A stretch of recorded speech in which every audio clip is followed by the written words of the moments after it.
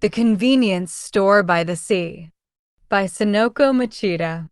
Translated by Bruno Navasky. Prologue. Hey, I'm here. Over here. No, me. Look at me. A wave of screams washed over me, as if I were standing in the front row at a pop star's concert, and I recoiled automatically. The plastic bottle I was holding slipped from my grasp, but I couldn't move to pick it up. A crowd of women pressed forward, dressed to kill, fluttering like butterflies around a beautiful flower. Wasn't this supposed to be a plain old convenience store? I looked around. As I did, I rewound my mental tape and thought back on how I had come to be here. It all started when I got my driving license and bought a secondhand compact car. It was a boxy black microvan. I called it Pepien. Pepien was a pet name I had been holding on to, a special something that I knew I'd call my car once I finally had it. I had been dying for a car of my own and dreaming forever about taking myself for a drive, which you could probably guess from the fact that I had a name for my car ready and waiting. On the first holiday after I bought the car, a perfect sunny day right in the middle of the Golden Week holidays, I left my house in high spirits, ready to make my dreams come true. I decided that for my first drive, I'd go solo. I'd play my own tunes, go where I wanted, free as a bird without worrying about anyone. I headed out of Kumamoto and promptly decided to hop on the expressway heading north towards Fukuoka. I thought I'd go shopping in Hakata and then swing by Dazaifu Tenmanga Shrine on the way home. They have fresh plum blossom cakes there, and I could get some. I was happy as a clam and getting close to Hakata when I pulled into the Kiyama parking area for a rest stop. Then, before I knew it, everything changed, and I was ready to explode. I had texted a friend before heading out, and the reply had arrived, so you're probably going to Hakata, right? Kyushu people all head to Hakata at the drop of a hat. It's such a joke. All I had written was that I was going to have fun driving today, but he was obviously mocking me. If it hadn't been my own phone, I would have smashed it on the ground. You're just jealous because you're still stuck with your learner's permit. I began to tap an angry reply, sputtering and cursing, but then I stopped. It was true I had been heading to Hakata, but now it was the last place in the world I could go. He'd make twice as much fun of me. Damn, I shouldn't have been in such a rush to send that text. Now I had to pick a new destination. Groaning, I pored over the map on my phone. As I was searching the map and racking my brain about where to go, my fingertip grazed a location. Majiko. It was a place I'd heard of. I thought it was a fairly well-known tourist destination, but I'd never been there. It had an area called the Retro District, and the streets were supposed to be lovely. What else? I couldn't remember, but after thinking about it a little, I decided it was my new destination. At times like these, you have to follow your heart.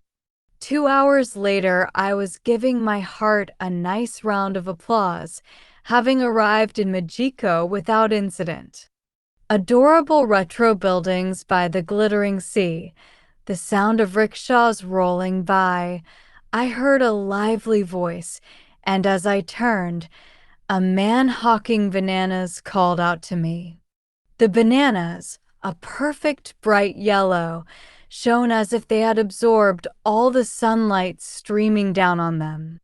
It's awesome here, I thought.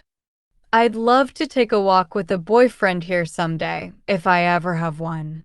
Or maybe even just a lame friend who's still stuck with his learner's permit. Everywhere I turned, I found something fun, so I just wandered around, totally absorbed.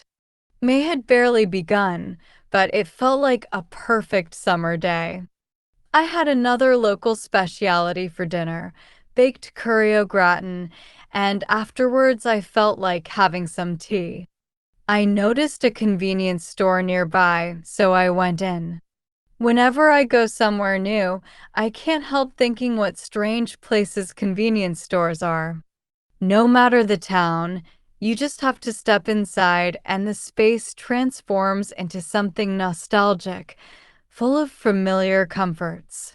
Even if it was just the same products lined up in the same aisles of the same interior, somehow it gave you a sense of security. My high spirits calming just a little bit, I pulled a plastic bottle of my favorite brand of green tea from the beverage section. I headed towards the register, and there, set out before me, was a sight that I've never seen before at any convenience store. A group of women were crowded around the checkout counter, decked out in such nice clothes that I wondered if they were on their way to a dance. There was a man at the counter, and they all seemed crazy about him. Maybe he was the clerk? He was wearing that kind of uniform in pastel pink and light brown, so I was pretty sure. But he was so ridiculously attractive it was hard to believe he was a clerk, and he was radiating what could only be called sex appeal. Were they shooting a movie or something? I had heard Kitakyushu was famous for its great film locations. I looked around, but there was nothing resembling a film crew. The male clerk smiled softly. "Thank you as always," he said to one customer. There's something different about you today, isn't there?" "Oh, Mr. Shiba, you noticed, didn't you?" "I changed my lipstick." "Yes, of course. You look cuter than ever thanks to those cherry-colored lips, I have to say." "Mr. Shiba, look at me too. I changed my nails today. Look, look. What do you think?" Miss Yuko. "It's true, they look like jelly beans. Good enough to eat." He smiled sweetly. The clamor echoing through the store was loud enough that I wanted to cover my ears. Were they mobbing a pop star? What had I stumbled into, and why? All I remembered was stepping into a regular convenience store. I was starting to wonder if my mind was playing tricks on me. Miss? I can help you over here." I heard a flat voice and came to my senses. Was the alien abduction over then? I picked up the plastic bottle, which was lying by my feet, and when I looked up, there was a man at the other register looking my way. It must have been him calling me. He looked around the same age as me, so he was probably a college student working part-time. I don't want to be rude, but compared to the other man, his face was dull and ordinary. If he were in a TV show, he'd be an extra. In a sort of trance, I stepped up to the register so the clerk, his name tag read Hirose, could ring me up my purchase. But all the while, this wild scene was playing out right next to us. It was insane. I had to know what was going on. I turned to Hirose, who was working his register expressionlessly, and asked in a low voice, "Is that a photo shoot or something?" He started to laugh. Then his face got sort of philosophical, as if he had resigned himself to something. "Nope, it's nothing like that. It happens every day here.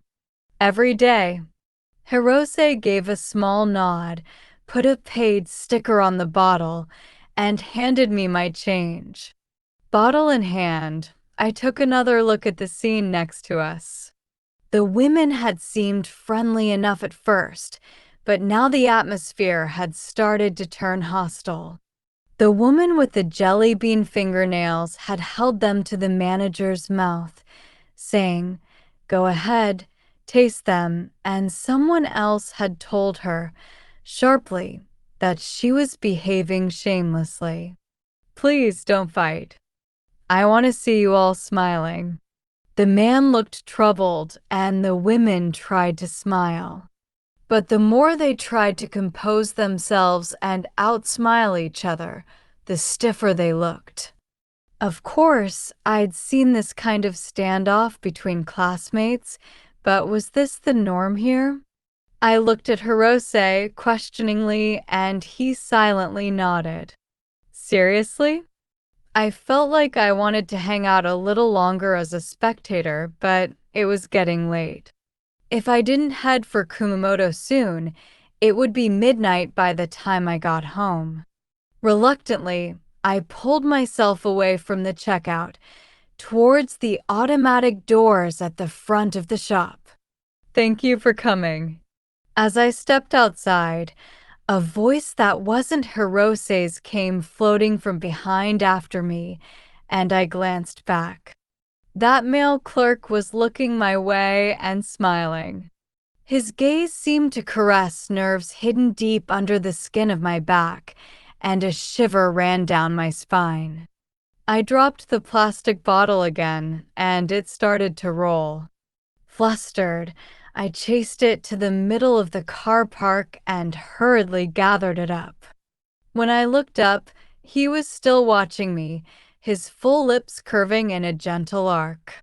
My heart skipped a beat. "Please come again." Just as the quiet but assured voice reached me, the automatic door closed again, as if to separate us. I stood motionless in the middle of the car park. Should I go back inside? Somehow I had the feeling that to enter again would be like falling into a bottomless pit. What should I do? The automatic door slid open again, startling me. "Hey now, if you're going to fight, it's time to go home." Exiting the shop were the same ladies from before, shooed along by a fierce, muscular old man who looked sort of like a Daruma doll. He was dressed strangely, in a white tank top and bright red overalls. All in all, it was a pretty bizarre look. "Buy what you're buying, then it's time to go." "Got it," said the old man loudly. He looked at the women menacingly, as if he might just gobble each of them up, and they screamed, scattered, and ran off. He snickered as he watched them go, and then our eyes met.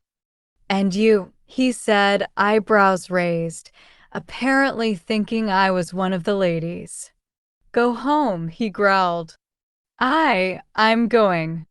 What sort of place was this convenience store? First, I was lured in by a gorgeous clerk, then chased away by that demon of an old man. I was totally lost. I turned tail and ran for it with all my might, towards where I had left Pepien in the car park. But as I ran, I found myself already thinking about when I would come back. "Please come again," he had said. I wanted to see that smiling face again.